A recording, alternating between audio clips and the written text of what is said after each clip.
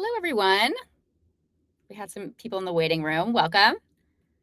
I am Crystal, and I am the pre-show until the main event. I guess I should have planned juggling or some choreography or something for you guys, but I didn't plan anything, so you just have me talking at you. I'm sorry. Welcome, file on in, and then just so you guys know, I'm going to kick off to our Masteress of Ceremonies puff at about 3 minutes past. So file in, kick back, relax, take your feet up, get a cup of tea, and get ready for one hell of a webinar. I think I would be remiss at this point if I didn't do the classic webinar discussion banter and ask for you to pop in the chat where you're all joining from.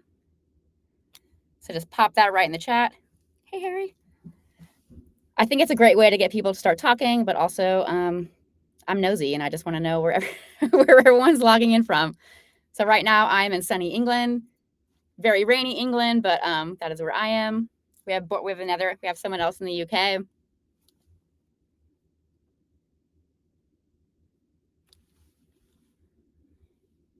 Anyone else? Where are you logging in from? All right, shy chat. Well, Michigan, just like Eminem. London, sweet. Dominican Republic. Hey, Maylene. Okay, so this is officially a global event, everyone. So very exciting. And Florida. Well, I have everyone in the chat now. That was a total switch, trickery, bait and switch. What is one word or an emoji that you would use to describe how prepared you or your team feels for a disaster right now? Just one single word or an emoji.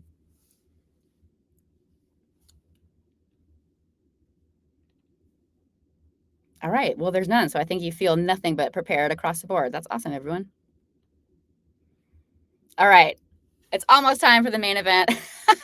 Angelic, just a few housekeeping bits. I just want to remind you all, no question is dumb or too small. And the panel that we have gathered are like the Avenger A team. They're incredible. They have a breadth of experience and knowledge. So please feel free to pick their brains and make sure to get your questions in nice and early so there's time to get them answered. And yeah, ask away. And then also for your peace of mind, this session is recorded and is on demand, and we will get it to you after the event. In the event that you have to leave early or you become so obsessed with how incredible this discussion is that you just watch it on loop and it becomes your whole personality, you have it for that contingency. And then also in our follow-up, we do send out a one-pager. So if you're taking notes, awesome. If not, we're taking them for you, and it'll have a lot of the takeaways and the key points discussed. And also, we are launching a brand new report very soon, 9 features that save lives in a disaster app. And you guys are the first people to see it first beyond our design and marketing team. So we are launching that along with the one-pager. So feel free to look it over and reach out and talk to us because we love talking about this stuff. And now it is 3 minutes past. So as promised, I'm going to bid you adios and intro to the Masteress of Ceremonies, our one and only Puff Story. Adios.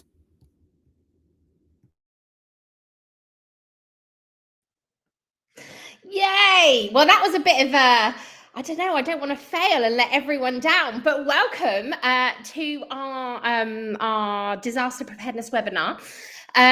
This is the second one in, I want to say in a few months. I feel like we're making good progress there. But many of you watching, whether or not you're watching live or whether you're watching on demand, will know that obviously September is National Preparedness Month, okay? And the aim of this webinar today is essentially spotlighting the role that technology plays in disaster risk reduction and obviously emergency preparedness. We have a fantastic panel here today. But before I hand over to them for introductions, I probably should start with an intro to me and who I am and who we are as an organisation. So my real name is Sophia, but everyone knows me as Puff. And I'm one of the 3 directors here at Three-Sided Cube. Three-Sided Cube, if you're not aware, our mission at Three-Sided Cube is to change millions of lives for the better. And we do that through designing and building what we call tech for good. So technology that has a positive impact. Hopefully the pieces of the puzzle are connecting together and you can start understanding why. Why are we so interested in this space? Well, for the past few years, I say few years, maybe like 12, 13 years, we've actually designed and built quite a few products in the disaster preparedness space. And I would say we're probably known for our mobile apps in this space. We get to work with some incredible organizations such as the American Red Cross, GDPC, IFRC, and lots of other amazing organizations to bring incredible products to life. And I think because we work so deeply in this space, we become aware of some incredible work that's going on. And really, we want to use this webinar and our other channels to shine a light on some of the incredible work that's out there. Help, like sharing case studies, sharing examples of work is much needed in this space, right? It helps inspire, it helps promote collaboration. There's lots of positive things that come out of the back of these. So without further ado, it's probably time I start handing over to our wonderful panel. We have four awesome individuals. So I'm going to hand over to you, David, for the first introductions. Hi, my name is David Savarese. I'm from Ann Arbor, Michigan. I'm an AICP urban planner and an IEMA chartered environmentalist. I'm part of the Federal Civilian Technical Partner Group in the Advisory Services Planning Division of Jacobs, which is a large solutions provider where I focus on architecture, engineering, and construction. I'm co-chair of ARISE US, the UN Office of Disaster Risk Reduction's US arm, where we're building a marketplace of practitioners, democratizing methods, creating training and schooling and upskilling across all disciplines on the front lines of where the challenges we face can be most acute. My primary client is FEMA, the Federal Emergency Management Agency in the United States, but I've supported technical needs for public and community assistance for about 30 clients in this disaster risk reduction space for the last 15 years. I've been deployed for recovery after a disaster, and I'm happy to speak to that as well today. Oh my gosh, that's loads, David. And this is why you were on the panel as an expert. Racine, did you want to introduce yourself? Absolutely. Hi, everyone. My name is Racine, but I can also go by Ray. I am based in New York with Feeding America. I'm the Director of Disaster Services. While our office is, our headquarters is in Chicago, I'm in New York. And as far as my background, but prior to Feeding America, I worked with an organization called City Harvest, where I did 17 years of logistics, operations, and disaster response and risk management. Working with Feeding America now, and been with the organization for about a year. And yeah, I'm really excited to talk with you. And I also co-chair the New York City VOAD, and we can talk more about that later. And I also sit on the New York State VOAD board. And yeah, that's my area of expertise is disasters, and I'll just pass it back to you, Puff. Fantastic, thank you. I'm going to call you Ray from now on. I do like a nickname. And Demir. Hi, everyone. My name is Damir Katrapar. I'm a program manager for the Eastern Hemisphere for Americares Emergency Response. We're an organization that focuses mostly on health, MHPSS, and WASH intervention in humanitarian response that's both man-made and natural disasters. I have about 8 years of experience in this field across mostly Eastern Europe and Africa, Sub-Saharan Africa to be more specific. So looking forward to the conversation today. Amazing, thank you. And last but not least, Jamie. Thanks, Puff. So my name is Jamie Lasser. I'm head of emergency operations for the International Federation of Red Cross Red Crescent Societies. I'm based out of Budapest, but I'm a headquarters staff in Geneva, and I'm part of the global standing surge leadership team for the IFRC. So in the event of a large-scale emergency operation, they send me out to go help with the scale up and to lead alongside our national societies. So I've had the honor of quite a few operations under my belt, most recently Turkey, and then being in Goma for after the M23 escalation back in April. And then before that, Ukraine and a few others. So happy to talk about the emergency response side. I wish I was on the preparedness side more, because that's where we save all the money when it comes to response. Thank you very much, Jamie. Well, I hope those of you at home, those of you watching this, will agree with me. We do have an incredible panel here today, lots and lots of relevant experience. So I'm hoping we can share lots of insights with you today. I'm going to dive into the first question that we have. So what's one product you've seen or maybe built or helped build that has really saved lives in a crisis, like in a disaster? Are you able to share or shine a light on one particular product? And I'm going to open that to the floor. So whoever would like to dive in first. And don't be shy, guys. Okay, sure. There we go. So I think what I wanted to talk about against this question today is a little bit about something we call in the Red Cross Access RC.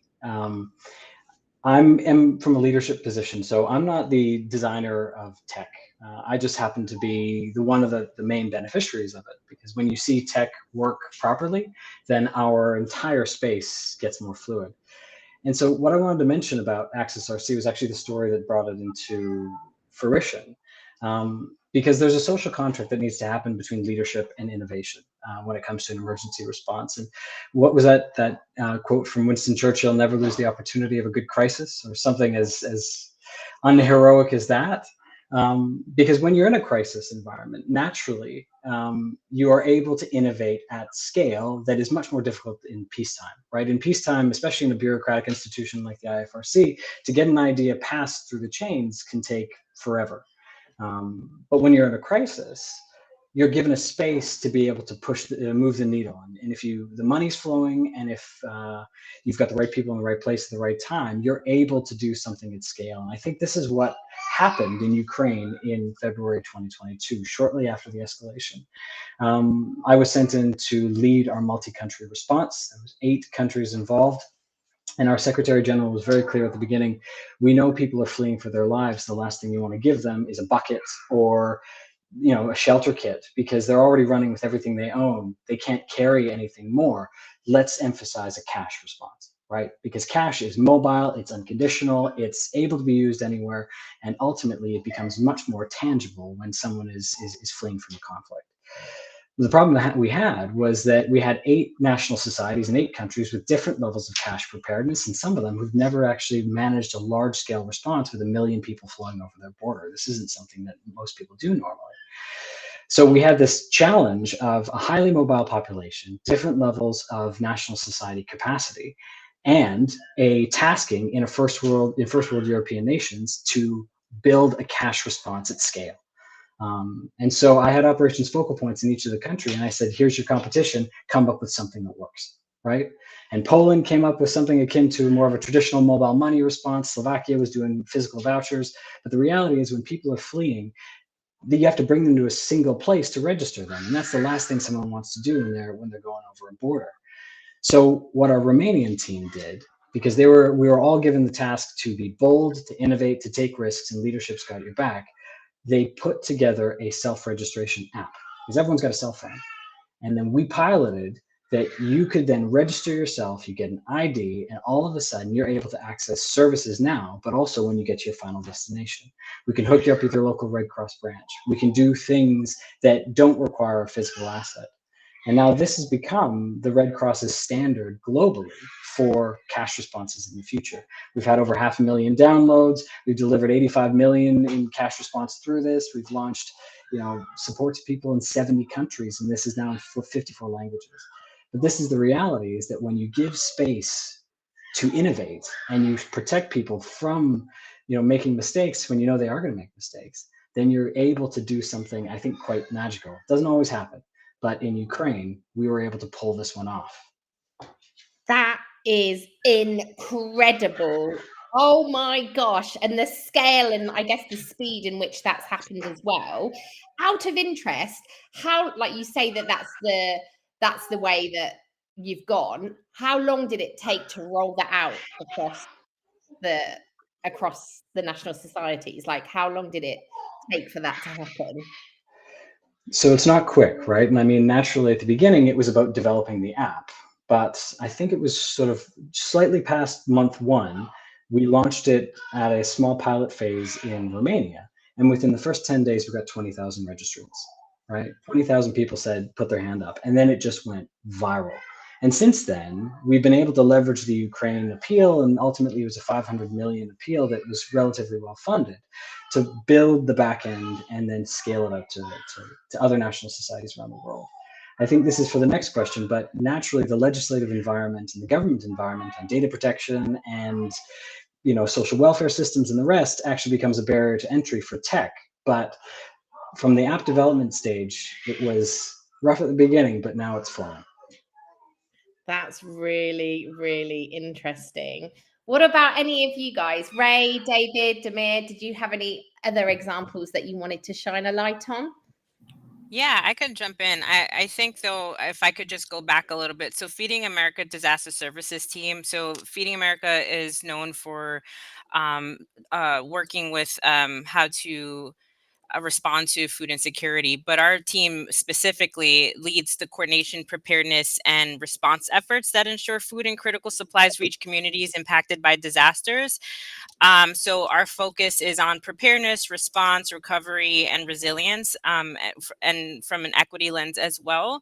So just speaking to the technology piece and how we rely heavily on that, some technology isn't just something that makes our work easier. It really does save lives. So over the past several years, we've leaned heavily on data systems, forecasting models, alert systems, and digital platforms to strengthen how our national network prepares for and responds to crisis. And just to give some examples, thinking about data-driven forecasting. So we are developing a food and funds projection tool. And how it works is it pulls in disaster modeling, historical trends, and real-time data to anticipate what food and funding will be needed. So by aligning this with our emergency operations plan, we can better position resources and make more equitable decisions about where support should go. The other thing, critical control, I don't know if anyone has heard of that. I'm really excited about this piece of technology because we use this as our alert system.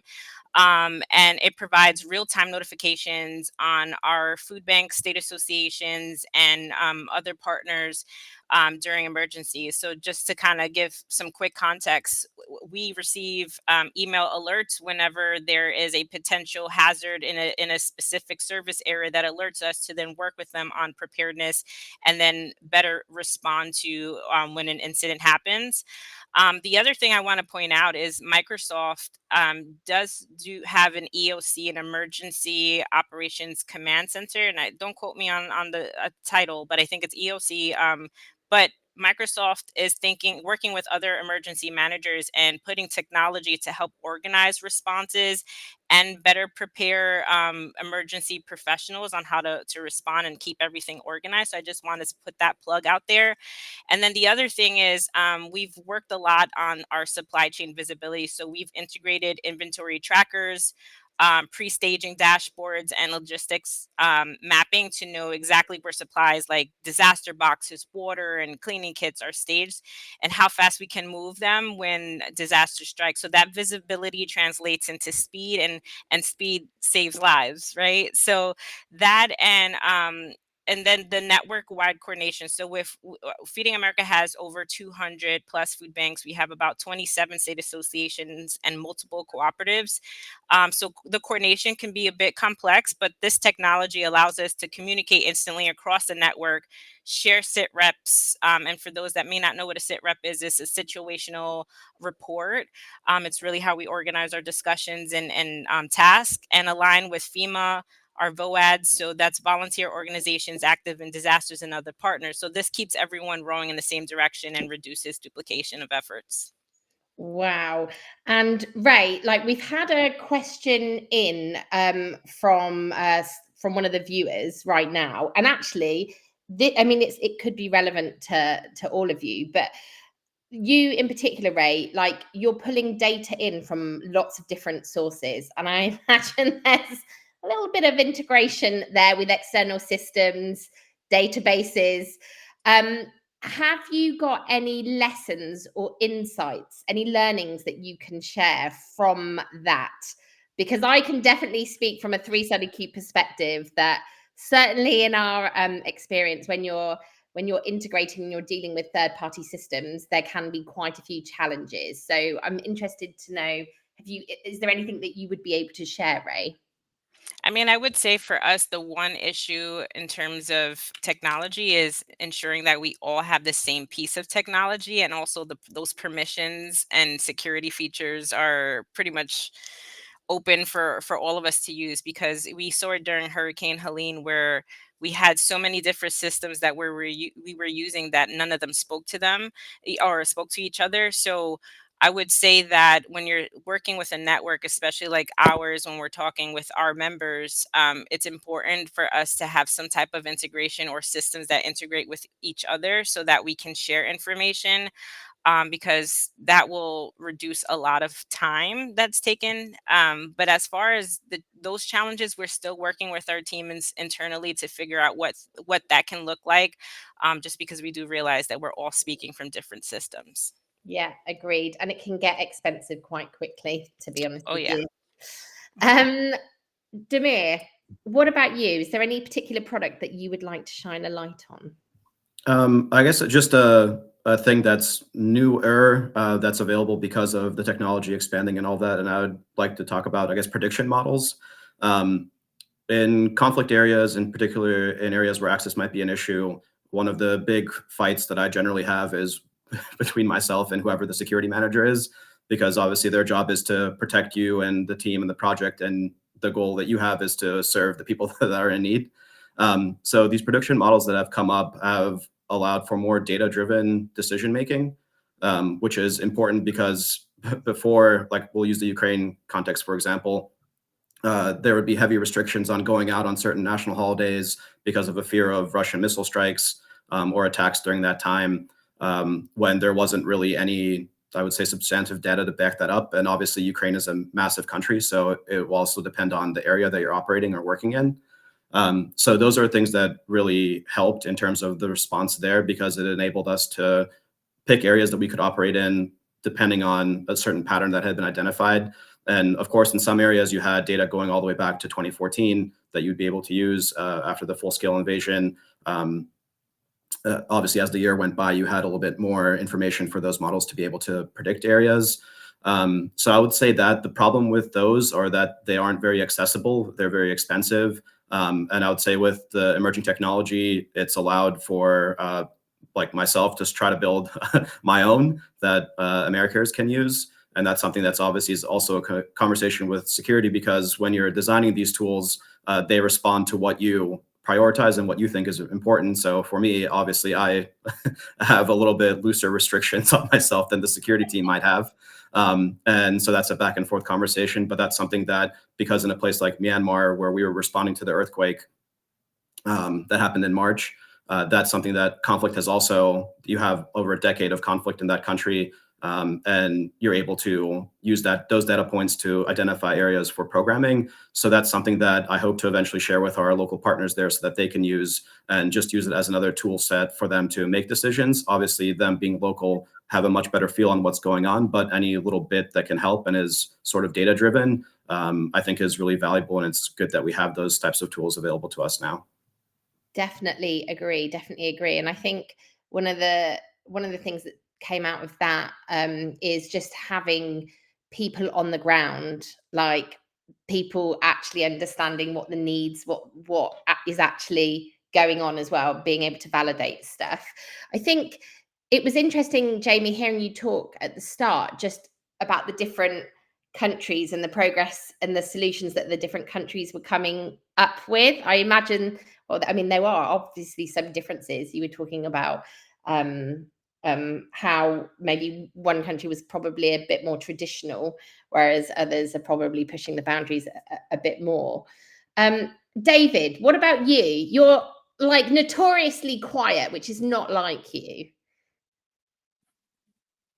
I'm it's hard to follow up, right? Really, truly transformational activity, boots on the ground. And the answer I wrote down is like, how do we rebuild buildings, right? Which is important, but not as important as what everyone was just sharing. I'll riff and say, what technology would I suggest? Following code. What would I rather people do would be to use a robust planning exercise to contextualize and characterize the current state and make some decisions on where they should be going above code pause. But in my little world, it needs to start with what's baked in and codified in code and standard. I'm going to plug the Arise standards database, which is still in development, but I'm going to put it in the chat and just say, like, the place that we work before we start talking about innovation is, adherence to best practice. So we're trying to collect that best practice into one single democratized space. I did work on some policy change for FEMA to their program public assistance policy guide. Appendix J in particular is a list of things that have low-hanging fruit that has considerable cost effectiveness and are baked into public policy in such a way that you can build back better or bounce back stronger using these technologies. They range from everything from permeable pavement to BAM activated media. Last year, we added hardscape, native softscape, upgrading building materials, widespread intervention to the wildland urban interface. All of this stuff is possible and impactful and already status quo. And when we start practicing what we know works already, it gives us a lot of space to innovate and integrate disaster risk reduction into raising the standard in a way that LEED or the guiding principles or other systems use integrative design and better building for resilience. Yeah, it's interesting because Jamie mentioned, I think it was you, Jamie, mentioned something earlier around like feeling like that it's okay, like basically a culture around accepting failure. Because I think to innovate, to do anything different, to improve things, there are going to be occasions that you're going to fail. But as long as you're learning from those failures and getting the insights and injecting that into moving forward, then I think that's fine. But I do definitely think there's that culture isn't there as much as it maybe needs to be in this space. And maybe it's because it's you're in crisis, right? No one wants to fail, no one wants to make mistakes in this space, but like, it's human nature. Like, people do make mistakes. I don't know, Jamie, what do you think? Because you did touch upon it earlier. So following my decommissioning after the first couple of months in Ukraine, I'm the first to admit that I'm failing all the time. I fail more than I succeed, to be frank.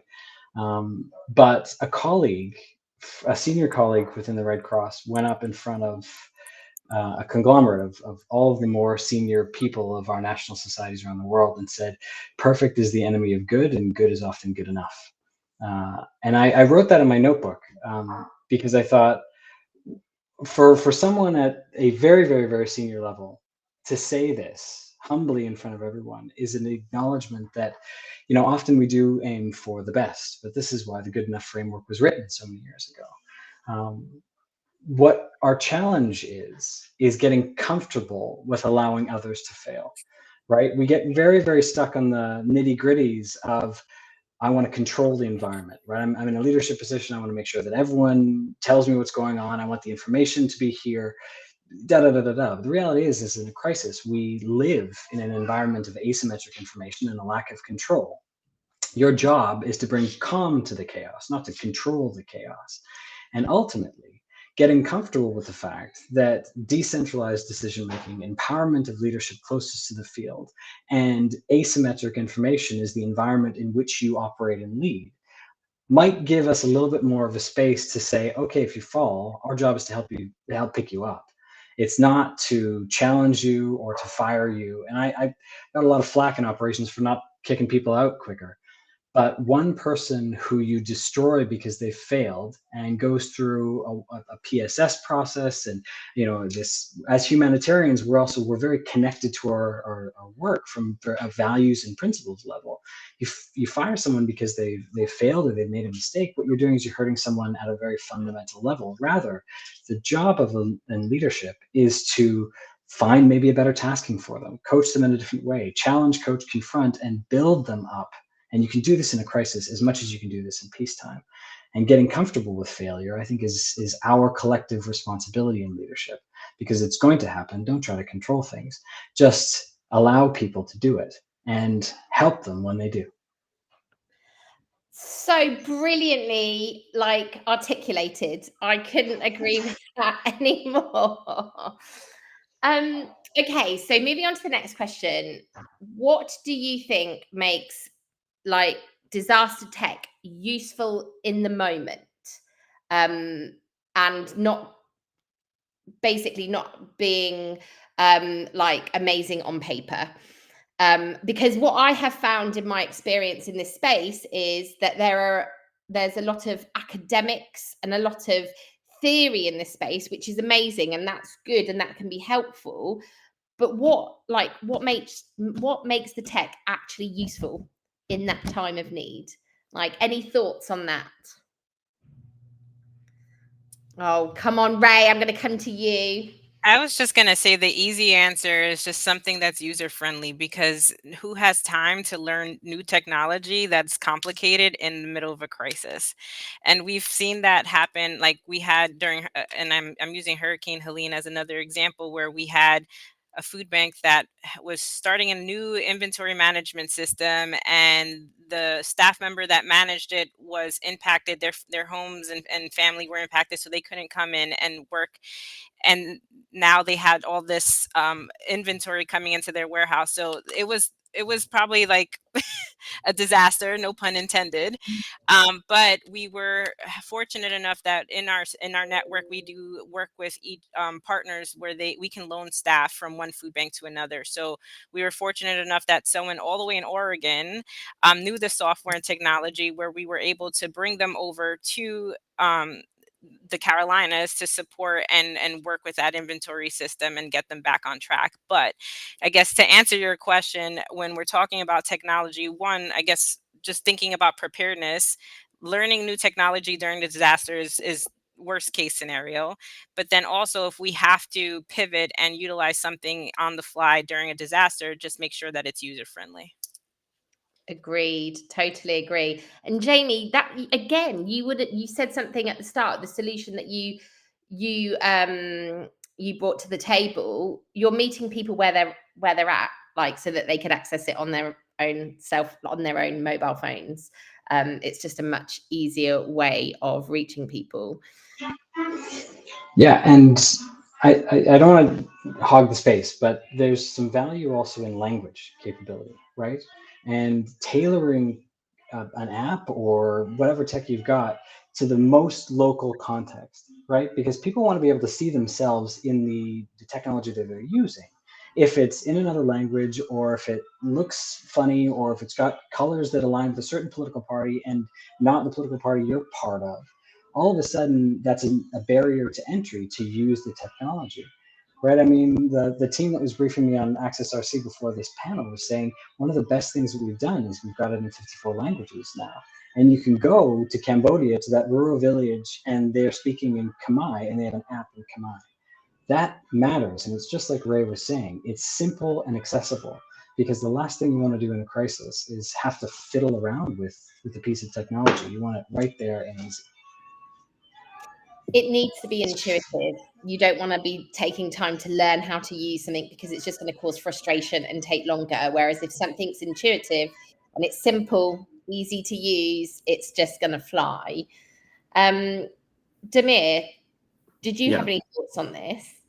Yes, I'm going to come in from the perspective of having to learn on the go and not having time to prepare someone to use something, because generally in humanitarian response, you sort of just drop in, and you have to realize that the war changes the community, but then you also, as an international organization, are changing the community, because when it comes to something like Ukraine, we had mobile medical units. We were hiring doctors because they could get better pay with us away from the communities that they were previously working in. And while we were trying to do good, we were changing that community, and at the same time trying to answer the questions of our own donors.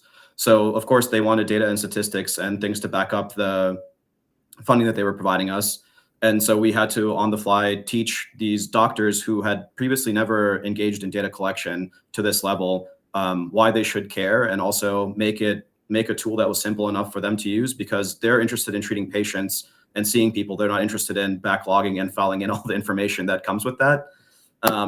So we had to create a tool that was simple and easy for them to use, which involved mostly drop-down menus that would auto-populate and eliminate options. And that's something that previously, maybe even like 2 or 3 years ago, we wouldn't be able to get a tablet in everyone's hand, but that's something that we were able to do. And then have to sit down with them to explain to them why this was important and why this would ultimately lead to something better for themselves, for their community, and for the overall response.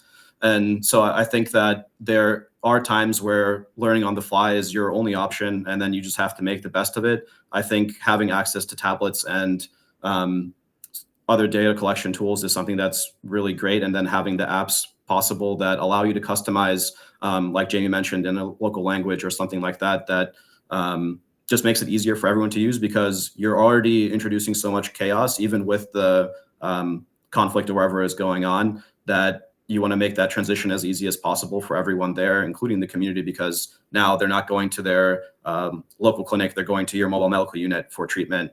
And you just want to make sure that everything is as easy as possible. And I often use the same thing of don't let perfect be the enemy of good, because you can't get perfect in a lot of these places. And that's something that we as responders also have to, I think, accept and tell our donors and let people know and be aware that, yes, in an ideal world, everything here would be great and running flawlessly, but that's not the situation that we generally find ourselves working in. And it's so true. And I think, certainly from the products that like we from 3 Study Cube have been involved in, these products take time to evolve and to get better and to continuously improve. Like in the first instance that a product comes out, like, if you look 5, 6, 7 years down the line, it's evolved drastically because of the insights and the learnings that you have from the data. And I think I want to touch on a point that we kind of tapped on earlier, but for me it's around like measures of success. Like, how do you know if a product is like truly working? And like, should you set those measures of success right from the very start? Like, is this something that comes out like once you've got something out in the wild? Like, at what stage in the process? And I appreciate I'm going off topic from the questions that we have planned here, but I'd be keen to get your thoughts, guys, on like measures. So Jamie, for example, the product that you talked about at the start, did you were talking about these numbers and it's all in all these different countries? It sounds amazing, but when when it first came to fruition, did you have a clear set of measures to know that this is what success looked like? There's only one measure I think that really matters, and is, did someone receive the thing that we were sending them? Ultimately, right? That's the goal, right? The humanitarian imperative is what drives us. Has the person received the thing? And if they have received the thing in a easy, accessible, quick, quality way, those become the measures of success. But I also think there's some value in the iterative process of technological development. I mean, you can start with a great idea of what this might do, but then, all of a sudden you find that actually it might be doing this bit better, and actually we can fill this niche a bit more, and we can develop a comparative advantage in this way. And so I think also that evolution and that adaptability as you go down the journey of your tech is really quite important, because you find all of a sudden that, just like Demir was mentioning, conflicts evolve. We were doing our contingency planning on the minute-by-minute basis in Ukraine. You couldn't plan more than an hour in advance because things would just change. But that also opens up a wonderful problem set that if you're smart enough to capture it, then you could say, okay, this is our technological journey and this is our innovation journey. We just have to be smart enough to follow it and then amend the measures of success. But I think, as I said before, there's only one measure. Have we helped the person that we wanted to help in the way that they need to be helped? What about you, David? Any thoughts on this? Sure. I'm trying to figure out how to put a graphic in the chat, but I'll try to describe it instead. When we create smart cities, I tend to talk about this thing I could call the smartiest curve, where you look at cost and you look at schedule over time and you map to your aspirations. And to Jamie's point, those aspirations are different and contextualized for every space. So it's a different iterative journey, whether you're working in Toledo or Northern California or New York, right? Different contexts, different solutions. How do we get there? We use technology very effectively, especially with AI, doing the work of 40 people with 4, right? But it's still absolutely critical to have a human being be involved in that learning journey. The reason I put that FEMA website into the chat was to show this is the type of thing that people need to learn on the fly after a disaster. When I go in to support communities after a disaster, the first thing you do is listen, right? And that's a whole conversation in and of itself, which is the listen first approach. But after that, you ask 2 questions. One is if you've had a disaster before, have you experienced a disaster before? And 2, did you have a plan in place in the event that you had a disaster? The reason why this is important is it sort of sets the stage for like, how many meetings do I need to schedule with this public agency that's requesting recovery grant financing? Like, that type of understanding is really helpful in assisting our clients and the people I support at FEMA on that learning journey. But we have to shoot as high as we can. Right? Like even if folks don't want it, for example, insert additional mitigations that I just put in the chat from Appendix J. Oh, I don't want to upsize my culvert. Explaining that there's opportunity to kind of leverage the logic of an ounce of prevention is worth a pound of cure is a really important step on that learning journey. Where do we integrate resilience? Every street corner and every tree you plant, every time you rip up the road. And in order to do that effectively after a disaster, like I think Jamie mentioned, proactive planning is absolutely critical. Knowing all of the stuff, all the data that you're going to have to put into Grants Portal is really important. I'll try to find my top 10 list, but there are things like go out and turn on the GIS on your cell phone and take a picture of every expensive asset you have. Because if it gets swept away in a storm, FEMA's going to ask you for a picture of it. That is a very hard lesson if somebody hasn't experienced a disaster, right? And now I have this compliance question for them baked into the digital tool that I'm using to enforce what I call the public good and the public trust, right? So we have to be in alignment with the Stafford Act. So we have to, document all this stuff and get 3 receipts, right? Or 3 bids. But also the whole system, the purpose of that system is to get money in people's hands, right? So there's like this tension of, okay, I got to learn a new system. They're asking me hard questions that I need to answer in compliance with my own laws and regulations. But if I don't go through this process, then I don't get any money. And then skin in the game is another really hard thing. Sorry, I'm pontificating. I'll try to put something more logical, cogent in the chat. So, David, what I am loving is the fact that you are sharing links in the chat. And what we'll do is in the summary afterwards, we'll make sure that these get quoted, so we're getting it out to those that want and need. But I will say, you went there, touched on AI. You went there, David. That is sucking us all in, and we only have 15 minutes left. And I will be honest in that we did a whole other webinar, maybe like a couple of months ago. God, it feels like ages ago now, but it wasn't that long ago. And that was a whole webinar on it. But like, where does AI fit in right now? So Ray, you would, and Damir, you were talking about like predictive models, right? But like, have you got any like real world examples of where AI is being used right now within, whether it's your organization or an organization that you know, and that you could share maybe? And maybe we're going back to the predictive like models maybe, but I'm keen to have some examples shared here today if possible.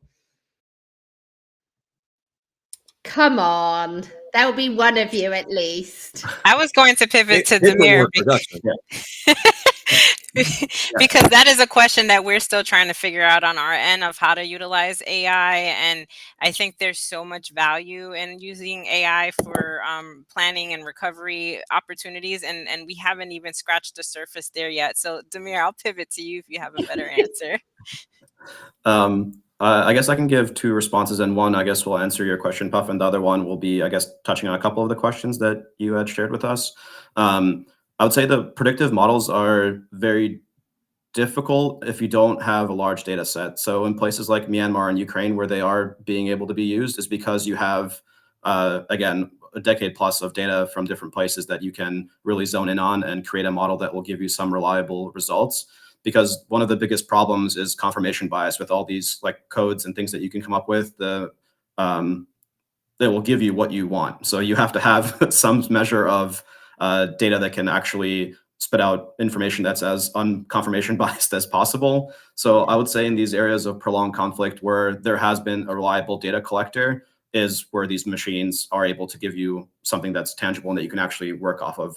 For example, for my Myanmar model, I trained it from the years 2014 to 2022, and then the predictive side is just from 2022 onward. So you have to have a very big data set, which is kind of a limitation for it. But in places where you can know and you anticipate conflict happening regularly, they become really useful. So I would say that probably there is a model out there for Eastern DRC, because that's another area where you know there's going to be sporadic conflict. And unfortunately, it pops up every few years. So that's, again, that's like the limitation, but also the benefit. If you do have the data, then you can have actual reliable as possible results that you can base your actions and your plans off of. And then a secondary thing, which isn't directly answering your question, but I created another program that at 9 a.m. searches the entire internet for things that are happening across the world and then logs them into a spreadsheet. So I've started mapping. Our fiscal year started in July, so that's when I started this project. But I'm mapping things that are happening across the world to identify blind spots and things that we're not responding to because they maybe aren't, on CNN or a BBC or some big network over in the US where it draws our donors' attention, and trying to be more proactive in planning resources around regions that are adversely impacted by either natural disasters or man-made conflicts or things basically that make it make the lives of the people living there more challenging. So I'm trying to find different methods to actually make us data-driven. I know that's like a buzzword and a bunch of organizations is trying to be data-driven, but it's something that I'm trying to push the organization towards and trying to use these tools that have been enabled by AI to make my case and to make the case for trying to be a little bit more proactive, because I think inherently our work as humanitarians is reactionary. Because you can't 100% know what's going to happen and what's going to draw the attention. For example, Ukraine, obviously huge attention. Sudan, not as much attention. Very similar conflicts. So it's just yeah, trying to find ways that you can use these tools and leverage them to have a little bit more preparedness and understand better where things are more likely to occur, whether that's flooding, again, war, or anything like that, or disease outbreaks. Just having a system to be able to map that. That's of course also limited because there are news articles in foreign languages that I don't have implemented in my program where I'm missing stuff, but it's trying to capture as much as possible to be able to, again, go back to this whole of being data driven. That's Goal. amazing. That is like really amazing that you're doing that, and and you've shared this here today. So thank you. But hearing those stories where people are doing, then I mean, do I call it an experiment? But like you're trying, you're testing, you're seeing what is possible to be able to like Definitely experiment. yeah, but that's amazing. And it's, do you know what? I find it really hard because trying to get people to like share their experiments, like no one wants to talk about it. People only want to talk about polished case studies that have been like tried and tested. I want to hear about the failures. Like I want to hear about the experiments, the nitty gritty, like the stuff that's really insightful, because that's what's going to help people. Like, and I often find, you know, when you, and don't get me wrong, there are some incredible case studies out there that's having like these products that do save millions of lives and they're having such a positive impact. I don't want to take away from that. But if you look at the pace in which technology is moving and just the reality of a very stretched workforce right now, everyone's having budgets cut left, right, and center. And people are like, the expectations of roles are like still continue, like they're going up. And it's like, how do people do it? So I'm seeing like pockets of this experimentation and these like really cool, innovative things that people just don't like to talk about. How do we solve that, guy? Like, how do we do that? How do we get people? And it comes back to the culture of like that leadership culture that you were talking about earlier, Jamie, like explaining that and what was the flipping quote that you used? The perfect is the enemy of good, or so, whatever the quote was. But maybe it's that, because honestly, we have tried, or I've certainly tried, I try and speak to people to get to share these examples, and it's just so hard. I don't know what, like, how you guys have found that, and trying to find pockets of, you know, examples of experiments, essentially. I mean, Jamie, like, out of interest, I would imagine like there are experiments that happen your end as well, but do you ever talk about them? Not when I say you, I don't mean you personally, but does this stuff get shared at all, or is it just, it's quite closed? Well, I mean, again, you always want to have a good public image, so there's a natural barrier to entry. But I think you're touching on something really, really interesting about where we're going, right? The humanitarian reset is upon us. We know that aid budgets are constricting massively. The UN's going through a 20% reduction in staff, and their 2026 budgets are across the board 20% reduced. The Secretariat for us, we're probably going to face a similar reduction in 2026. There was a fantastic article that was written by Foreign Affairs over the summer, the Canadian summer, about the end of the era of NGOs, and that, you know, following the end of the wall in Berlin, that you saw a rise in civil society. This led to, you know, the Mines Action Treaty in '97, where civil society actors could put more pressure on governments, and governments would respond. But now we're seeing perhaps an erosion of the influence of NGOs. And there was one quote within it that I can't quote off the top of my head, but in 25 years of the Edelman Trust Barometer, looking at NGOs' trust levels compared to corporate trust levels, 2025, across 21 countries that were polled, 2025 was the first year where corporate and private sector, some agencies were considered as ethical as NGOs and far more competent. So if you think of that, sort of in the age of the humanitarian reset, what we're potentially seeing, if we don't get more competitive, if we don't leverage tech in a much smarter way, is that you'll start to see businesses, social enterprises, taking a larger market share of the future of humanitarian action. Because frankly, Amazon, we know, can move things a lot quicker than most of us. Now, we know also that behind the private sector, there are potentially a bottom line that drives decision making, not the humanitarian imperative. But if people start to see private sector as trustworthy as NGOs and far more competent, this is a warning bell for all of us within the humanitarian reset that we have to get smarter about the way we use tech and smarter about the future, or others will begin to take the space with potentially malicious or non-humanitarian outcomes at the basis of their decision making. Jamie, I'm like, post this, can you please share that with us? Because I would love to get that in the summary notes that goes out to everyone watching and listening today. I'm going to start wrapping up now because aware that we are nearly at time. But I think we've covered some incredible examples, okay? But some really interesting points. And I'm not going to do an awful job of like trying to summarize that. We'll do that in the notes when we share afterwards.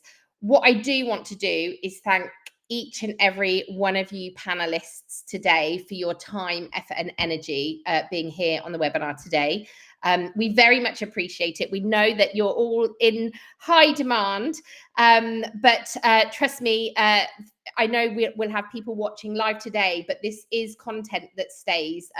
And definitely what we found this year is a lot of people are watching more on demand than they're watching live. I know because we're all busy, our diaries are all crazy. But I also think there's something here in this space where it's a global space, right? We've got people from all different time zones joining us today, as are some of you guys on the panel. Special thank you to Crystal and Phoebe and Matt and Harry from our team here at Three-Sided Cube I know it looks pretty simple, and hopefully I haven't done an awful job of making this look like we've had any tech issues or anything, but getting these webinars up and running is not an easy feat. It is hard, but we do have a fantastic team behind this. And if there are any other questions, please do add them onto the chat. And then if there is anything to specific panelists, we'll try and follow up individually post this session. I do want to just quickly touch on one of the questions that came in quite early on in the session from Millie. She wants to know what everyone's favorite work-related podcast or newsletter is that might be relevant in this space. So I'm going to just do a quick round robin to all of the panelists. And Damir, I'm really sorry, but I'm going to start with you because you are next on my screen. But is there a podcast or a newsletter or some source of information that you go to for relevant content in this space that you would recommend? I don't, because I just consume a lot of news. I don't really listen to specific podcasts or anything like that. I will, I guess, on the theme of, since you guys are based in Bournemouth, I will give a shout out to the Economist Daily, which generally covers interesting issues. And if there's something going on, they'll generally have at least a snippet on it. But yeah, in this world where my job is just to consume news, I don't really have anything specific to recommend. I'm sorry. Still helpful. Jamie, on to you. I'm a little bit like Damir. I mean, I listen to the BBC Global podcast, but if there's one to mention, it's The Infinite Monkey Cage, because it's hilarious, UK, and a lot of fun to listen to. Thank you. Ray, what about you? So you had me actually look it up because I was like, what is it called again? So there is one that I listen to. It's called Disaster Zone, a podcast. It has really good information in terms of responses that have happened internationally. So some good tips. I encourage people to listen to it if they're not already. Thank you. And David. I put a link to something probably all of us have looked at, which is Project Drawdown. I'll also put a link to a book called The Myth of the Ethical Consumer, which shows that we have a very small margin of willingness to contribute to the activities that Drawdown suggests. So it's going to be a real challenge to figure out how. The one I always go to is, how do we get people to eat more sustainable shrimp when it's going to cost them an extra 50 cents, right? Like, these are questions that are really hard to answer, and incredibly important to discuss as we chew on the big problems like rebar and concrete, right? So we do need a societal change. I do think the private sector has a role to play. I do think there's a way that we can work better with the academy and NGOs to make sure that what ends up in scopes of work is achievable and transformational.